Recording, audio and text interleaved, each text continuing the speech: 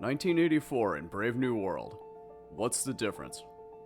We dwell in a present tense culture that somehow significantly decided to employ the telling expression, your history, as a choice reprobation or insult, and thus elected to speak forgotten volumes about itself.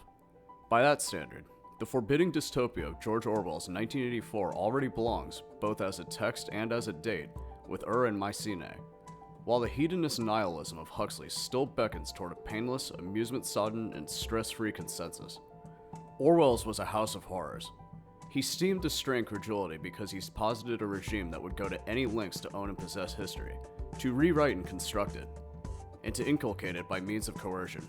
Whereas Huxley rightly foresaw that any such regime could break because it could not bend. As the tectonic gears of the world continually grind and change, populations grow, technologies improve, the struggle for power continues, and so do the references to some near and far-off dystopian future. Often to make a point, either in regard to the current state of the world or where we're heading, you might hear variations of 1984 is here, something being Orwellian, or we're heading towards a brave new world. In fact, both titles are used almost interchangeably, but even though 1984 and Brave New World paint dystopian futures, their worlds couldn't be more different from the other. The clock has just struck the 13th hour. We better begin. Join us today as we peel back the onion-like layers of 1984 and Brave New World to see where they meet and part ways. I'm your host, Bob. Now please, sit back and enjoy today's edition of Lit Tips. We're going to open today's episode with two passages. One from Aldous Huxley's Brave New World and one from George Orwell's 1984.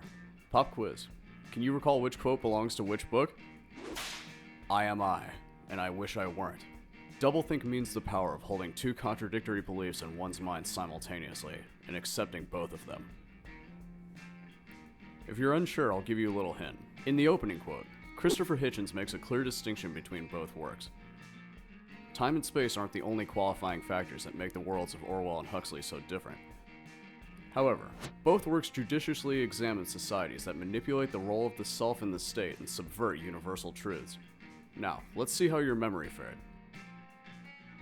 Was it the repetition of I that gave it away, or the term doublethink? Such underlying themes are buried within the pages of two of the most well-known and celebrated dystopian novels of the 20th century. One warns of the watchful eye of Big Brother, while the other prophesizes a distant future where citizens are engineered and birthed from artificial wombs. It's known that Aldous Huxley and George Orwell didn't agree with each other's view of the future. Huxley even wrote to Orwell, explaining why his idea of the future was more realistic. He wrote, "Whether in actual fact the policy of the boot on the face can go on indefinitely seems doubtful. My own belief is that the ruling oligarchy will find less arduous and wasteful ways of governing, and of satisfying its lust for power. And these ways will resemble those which I described in Brave New World. Within the next generation, I believe that the world's rulers will discover that infant conditioning and narco-hypnosis are more efficient, as instruments of government, than clubs and prisons, and that the lust for power can be just as completely satisfied by suggesting people into loving their servitude as by flogging and kicking them into obedience." But perhaps there is a world where both Orwell and Huxley were correct, and just separated by time. This might also be a chicken and egg scenario. Brave New World was published in 1932, 17 years earlier than the publication of 1984.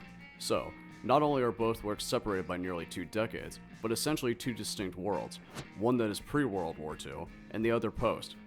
Although the writing of Brave New World predates 1984, its setting occurs in the distant future of 2540. Life as we know it is unrecognizable. 1984, on the other hand, is the direct result of total war with atomic weapons. The concepts of utopia and dystopia shifted significantly after the Second World War, with Europe largely shelled into disrepair. Before the war, fledgling socialist ideals were observed with optimism, but sobering reality followed. After a bloody and devastating theater, the role of violence as a tool of state control can no longer be overlooked.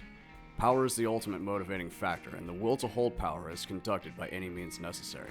It happened once, so it will happen again. That's human nature, right? Well, possibly yes and no. 1984 depicts a familiar world that has undergone many changes in the life of protagonist Winston Smith, including civil war and atomic war that led 3 superstates: Oceania, Eurasia, and Eastasia. Winston works for the Ministry of Truth, where he rewrites historical records to conform to the state's ever-changing version of history. Ironically enough, there are practices in 1984 deemed dystopian that exist today in our present-day society. Oceania is a surveillance state. For example, telescreens, which are two-way TVs, allow the state to watch and listen to its citizens as it wishes, just like your phone or smart TV. A cult of personality exists around Big Brother, who is nothing more than a fiction of the state, a figurehead, a threat, a reminder. Big Brother is always watching, and if any citizen so much as speaks out of line or challenges the state, they become unpersons. This may be similar to what has transpired on today's social media, and to that same point, newspeak is used to control language and limit vocabulary. Tweet. The idea of thought police is in the making with investors like Peter Thiel who are hard at work developing pre-crime technologies. Even the Brotherhood, a resistance movement, is nothing more than a subversion used by the state to weed out detractors. In the end, the state's control is all-encompassing, and the way the state stays in power is through perpetual war. Oceania changes enemies from Eurasia to East Asia without anyone noticing. The landscape of Brave New World is much more polished. Set in a time that is removed from 1984 by over 500 years, the world-state city of London is envisioned after the ideals of Henry Ford and Sigmund Freud. In this secular society, Ford and Freud are revered, and citizens celebrate Ford Day and reimagine the Christian cross as a T in reference to the Model T. Citizens themselves function as tools of the state, engineered from birth into indoctrination programs and a caste system that is based on intelligence and physique.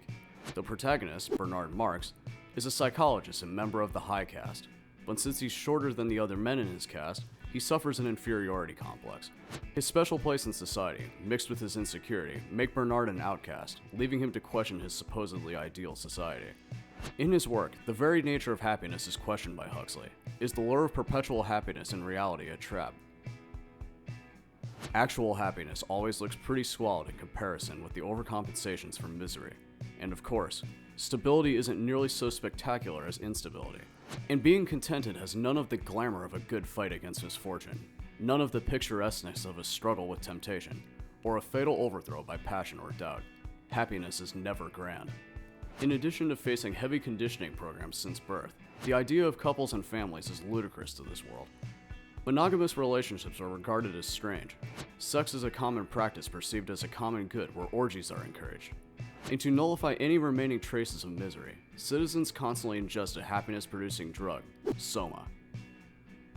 London in Brave New World, unlike Oceania, is devoid of feeling, with meaning trivialized and feelings like anger, melancholy, jealousy, and envy eradicated from civil society.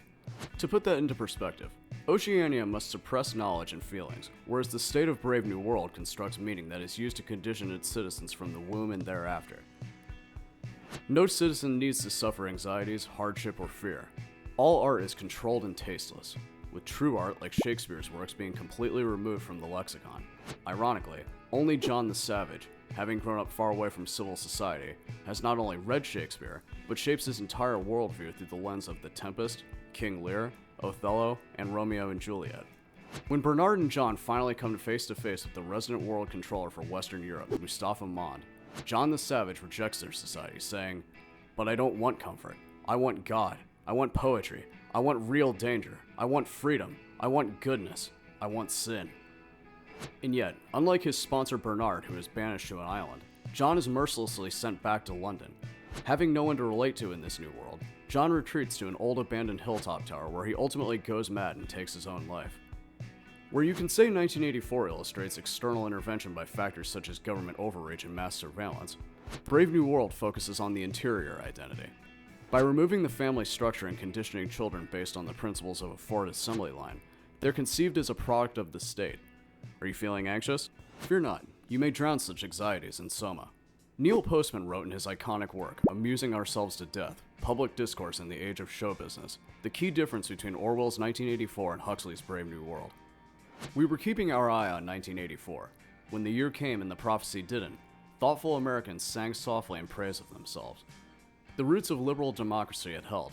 Wherever else the terror had happened, we, at least, had not been visited by Orwellian nightmares. But we had forgotten that alongside Orwell's dark vision, there was another, slightly older, slightly less well-known, equally chilling, Aldous Huxley's Brave New World. Contrary to common belief, even among the educated, Huxley and Orwell did not prophesy the same thing. Orwell warns that we will be overcome by an externally imposed oppression. But in Huxley's vision, no big brother is required to deprive people of their autonomy, maturity, and history. As he saw it, People will come to love their oppression, to adore the technologies that undo their capacities to think. What Orwell feared was those who would ban books. What Huxley feared was that there would be no reason to ban a book, for there would be no one who wanted to read one. Orwell feared those who would deprive us of information. Huxley feared those who would give us so much that we would be reduced to passivity and egoism. Orwell feared that the truth would be concealed from us. Huxley feared the truth would be drowned out in a sea of irrelevance. Orwell feared we would become a captive culture. Huxley feared we would become a trivial culture, preoccupied with some equivalent of the feelies, the orgy-porgy, and the centrifugal bumblepuppy.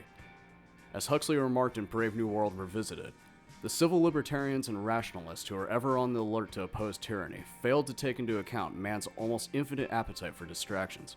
In 1984, Orwell added, people are controlled by inflicting pain. In Brave New World, they are controlled by inflicting pleasure. In short, Orwell feared that what we fear will ruin us. Huxley feared that what we desire will ruin us. In the end, both Orwell and Huxley have had extraordinary accuracy in their own rights. And as we move further into the future, it's likely that we'll move further away from Orwell's world and into Huxley's. Remember, it's all a matter of time and space. We hope that you enjoyed this edition of Lit Tips. As always, hit that like button if you like what we're doing, subscribe for more videos on literature from your favorites to the plain obscure, hit that bell if you want to be notified when videos drop, and leave a comment with your thoughts on this video along with suggestions for any books or authors you would like us to cover in future episodes. Until next time, keep reading.